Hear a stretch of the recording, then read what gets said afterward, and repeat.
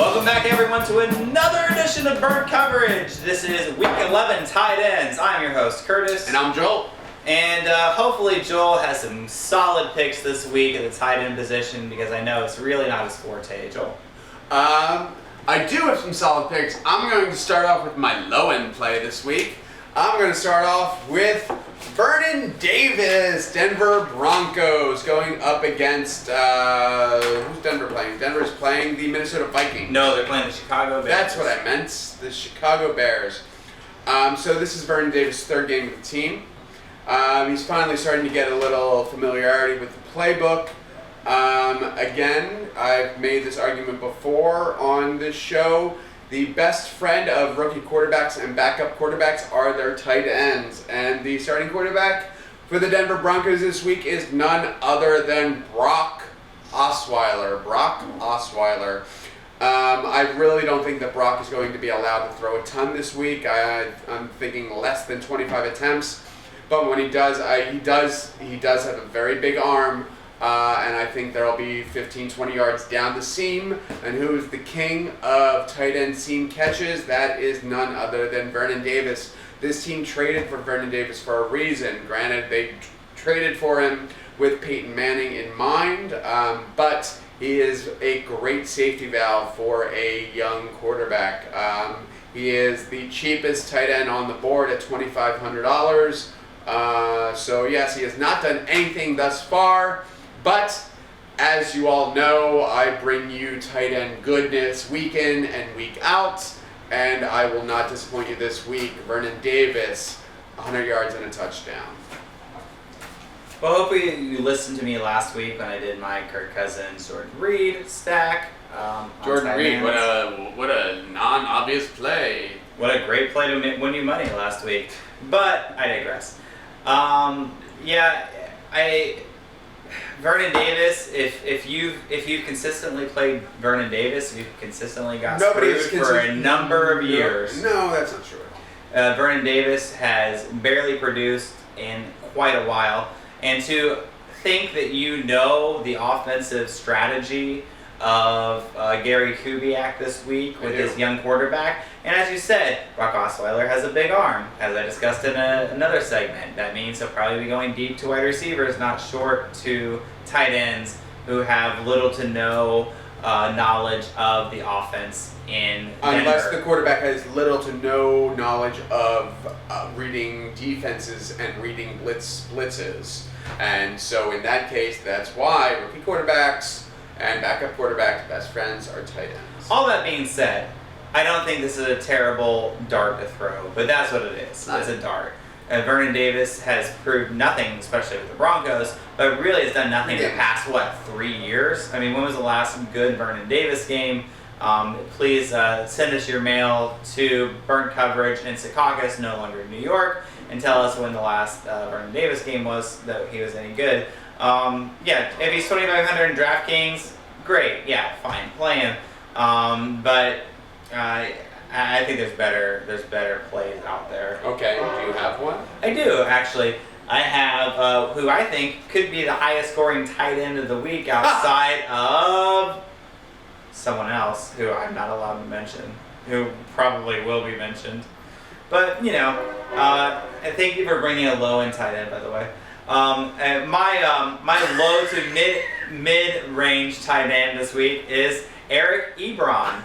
That's your low-end tight end of the week? Yeah. Oh, well, I do have a...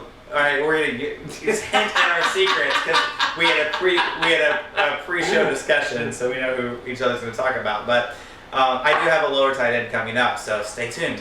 Eric Ebron, DraftKings 3,500, 5,400 in the duel. Playing Oakland, as you've followed probably throughout the years, you've watched every segment of Burnt Coverage, you know that Oakland is one of the worst teams against the tight end. The worst team, I believe. Yes, consistently week in and week out, outside of 1 week where I picked Owen Daniels to do well against them and he was shut out. I think every other week the tight end scored against them at the tight end position. Near the bottom, if not the bottom, against the tight end. He is a big red zone threat. The first 2 games of the season, he opened up with back-to-back touchdowns. Then he was injured. Now he's coming back from that injury. He has had no less than 5 targets in every game he's played a complete game in. So that's pretty good. You know that they're going to, Oakland's going to try to stop Calvin and Tate. As my counterpart mentioned, Calvin's probably a good play. I wouldn't even, if you want to play Tate, that's fine too. I really like Stafford this week in general, so I have a couple Stafford Ebron stacks going right now. And in this game, you know, you're getting Ebron, who is finally healthy after a couple of weeks. You know, he's a few weeks removed, even though he's been successful. I really think that Ebron 3,500, 5,400, and FanDuel is a safe play and a pretty nice floor. And I don't see 5 catches, 50 yards, 2 touchdowns being out of the question. 2 touchdowns, wow. He is the red zone threat, I think, for them. Calvin's never really been consistently a red zone threat. Even though Golden Tate's a smallish receiver. So when they get close, they're going to be looking for Ebron. And he actually is probably a good chunk of their running game right now in the way that he's a short yardage guy. They've never got the running game off the ground this year. So I could see Ebron with even more targets than he has had in past weeks against a very good Oakland offense. I mean, this is going to be a shootout. And I think before we start filming, we go over all the players that we like, and I think we agreed on 4 players this week, and this is one player that we definitely both agreed on. This is a very good play, especially for the price that you're going to pay. I think Calvin Johnson has obviously a better game, but Calvin Johnson and Eric Ebron are not in the same conversation. But no, Eric Ebron is going to be the number 2 option on this offense in this week in what is going to be a very high scoring affair. And you're right that with the lack of running game, their tight end essentially is their running back, because it's all 5-yard passes and then get what yards after the catch you can. So yeah, no, strong play. And just you know, if I really was gonna play devil's advocate on my own pick, I mean, his floor is like what, 3 catches for 50 yards. I think his floor is a touchdown with like 2 catches for 15 yards. I never want to guarantee a touchdown in a floor. You just guaranteed 2 though. Well, in a floor. But I think in a game like this, where it's going to be so high scoring, I think his floor is minimal catches but with a touchdown. Yeah, so 50 yards and a touch is not out of the question here. Not at all.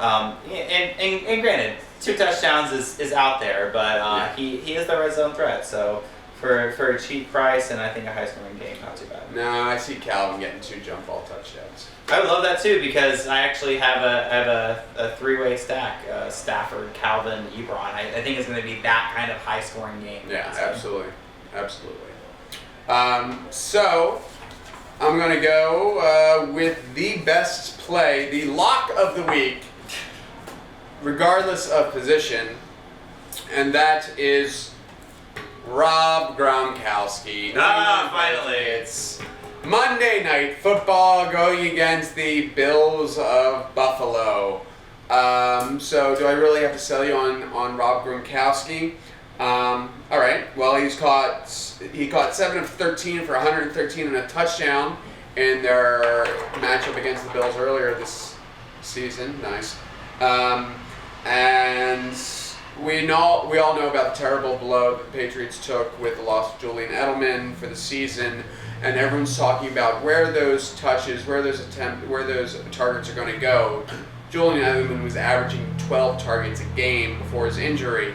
Everyone's talking, my co-hosts included, about Danny Amendola, Brandon LaFell, and there are other experts pushing James White.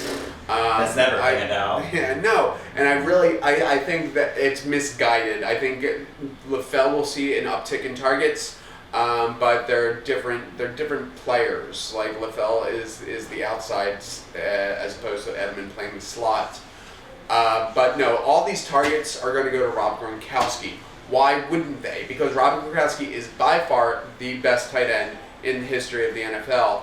and he's playing on an offense that is playing at a pace that is on pace to be the best offensive team in the history of the NFL. So yes, LaFell may get. So we're looking at distributing 12 targets that Amendola had. LaFell, I think, gets 3 of those targets. We're left with 9. Amendola gets 2. That leaves us with 7. That will leave Rob Gronkowski with 7 more targets than he's been getting. He's already been getting 12 targets a game. So if you give Rob Gronkowski 19 targets, that's 200 yards in Rob Gronkowski world. And yes, he's expensive, but it's not the most expensive he's ever been. He's going for $7,700. He's usually hitting the $8,000 hash mark on the site, but this is not one of those weeks for some reason. But the sites also have Edelman still listed. So no, Gronk all the way.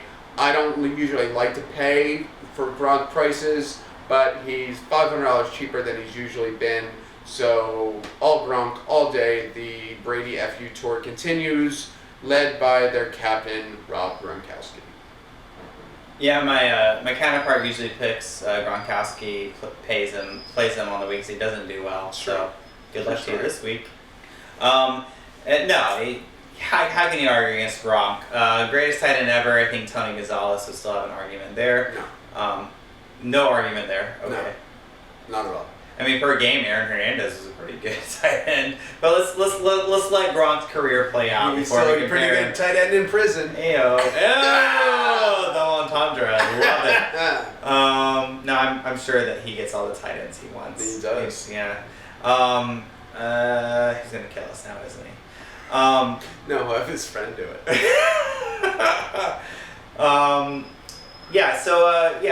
Who can we argue? Nobody can argue against Gronk. But the reason that I think that we do a fantasy show is to point out plays that aren't so goddamn obvious. We need to tell you about them, like Rob Gronkowski.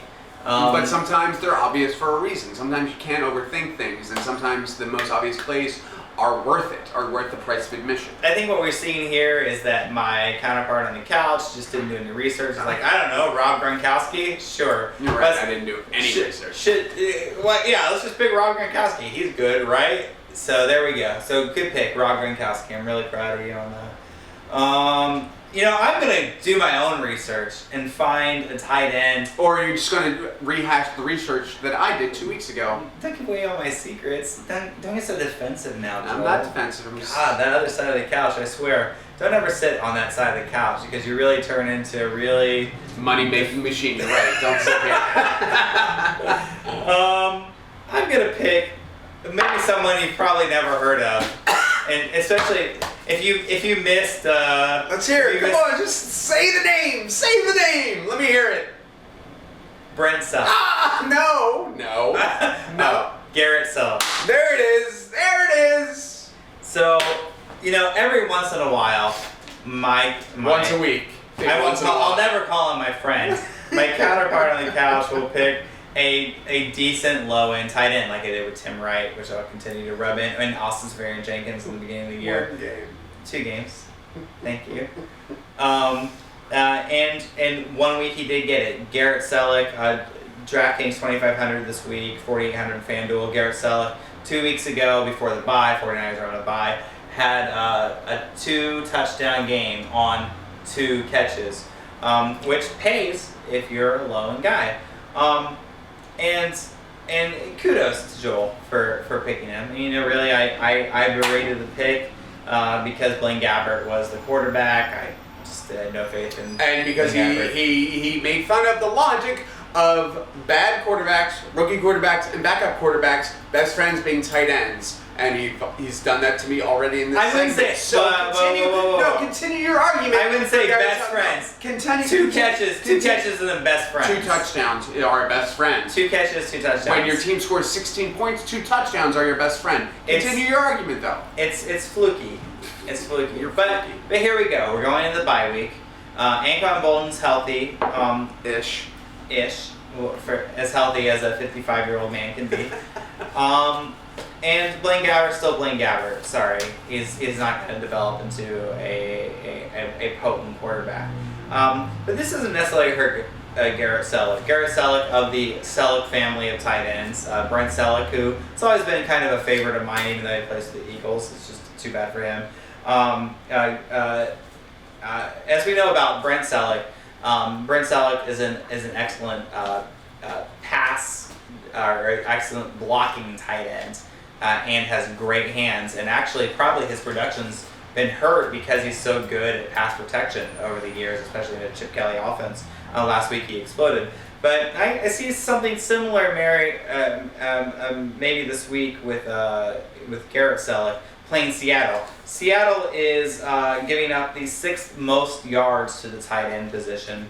And Garrett Selleck, after a strong rapport with Blaine Gabbert 2 weeks ago, coming into Seattle, I think we're going to see a lot of pressure on Blaine Gabbert, and so it's going to put a lot of short passes out to Garrett Selleck, and he still will be a red zone threat. He comes in, really, it's the low price. It's the $2,500 ceiling. Now, I understand the Vernon Davis theory, which is Joel's theory here, and why he hates Garrett Selleck so much this week. Vernon Davis is a name, and don't trust a name. So is Garrett Selleck. Garrett Selleck is not a name. Garrett Selleck is one good week in his career. His brother has a name, but his brother's name is nowhere near Vernon Davis's name still. If Mike Singletary is on the sidelines, oh shit, I didn't even think about that. You know what? In a first in burn coverage history, I'm afraid Mike Singletary is going to be at this Bears game. And Mike Singletary is the one that lit a fire under Vernon Davis's ass. Wow, Vernon Davis might be, you know what? Fuck Garrett Selleck. This guy, one fluky game, bullshit. I'm giving up on it. I'm doubling down. I don't even need it anymore. I'm doubling down on my counterparts, Vernon Davis. For the low price of $2,500 DraftKings. Vernon Davis. My second pick of the week. It's all crap. Vernon Davis. It's all crap. Mike Singletary, it's like The Godfather Part 2. It's almost like I did research. When they bring in, what's his name? D'Angelo, some Italian name. They bring in his brother from Italy, and he's sitting in the courtroom. It's like it was between the brothers K. This is it. It's Mike Singletary. He's going to be sitting out there. Vernon Davis, I got something to prove. Tight end whisperer. Yeah, exactly. Oh, Vernon Davis. Oh, I'm playing Vernon Davis. I got to fix my lineups. Vernon Davis, no Garrett Selleck. I will retract. Screw that Garrett Selleck nonsense. Joel's right. Garrett Selleck's a piece of garbage. Vernon Davis. What's happening? I just got told I was right by Curtis. What is going on? Yeah. Oh, the FanDuel DraftKings are definitely getting shut down now. Curtis said I was right. It's all luck anyway. Also, luck out this week. So, I'm your host, Curtis. I'm Joel. And we'll see you next week's segment. Maybe on the couch. Bye.